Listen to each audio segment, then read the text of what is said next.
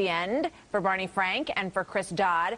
Let's bring in Judge Andrew Napolitano on this. You know, it struck me, Judge, that to stand up and give a standing ovation to Barney Frank and Chris Dodd, a lot of people would say that if it weren't for these two gentlemen on the banking committee, the financial crisis would not have happened, that they enabled these bad loans that Wall Street then took and bundled. So now here we are today, you know, standing ovation for these two. What have we got in this new bill? Why would someone want a bill named after them, which is destined to be found unconstitutional by the Supreme Court? Let me tell you some of the things to which Stewart alluded that this bill allows the government to do. It allows government agents to come in and examine the books of any corporation, whether publicly traded or not. That's a violation of the Fourth Amendment, which says the government needs a search warrant before it can examine anything that it wants that's not already in the public domain. It allows federal agents to seize assets from corporations without having to pay for them. That's a violation of the Fifth Amendment that says when the government wants your life, your liberty, or your property, under what it has to sue you. I would assume that those circumstances would have to do with their suspicion that you're breaking the law in some way.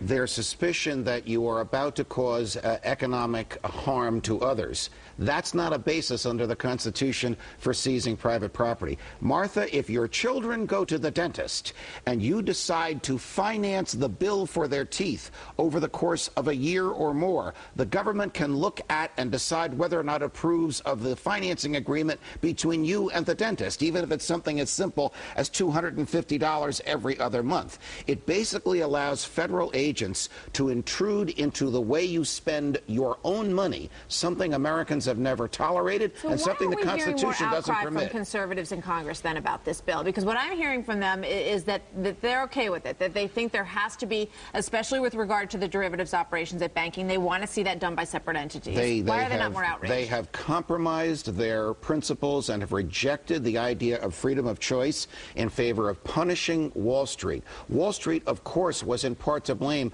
for the financial problems, but Wall Street was motivated by a government that artificially lowered interest rates and said, we'll take the bad debt from you. Exactly. And I mean, that's what we have to go back to here, because if we're going to give the government more power over financial institutions, we have to recognize the role of government in the initial financial crisis this time around. That because they wanted everyone to own a home, they made the loan agreement so easy that a lot of people took on things they couldn't handle. So people need to recognize the government's role in this financial crisis if they're going to sign on for a larger role for them in the future. People need to recognize that they have a natural right to use their own property as they want, and the government can't interfere with that right. Conservatives, Republicans, liberals, Democrats have swept that away because Congress does not recognize the limits that the Constitution imposes on it. Here's the other thing that really strikes me in all of this, Judge, and I want to get your thoughts on this.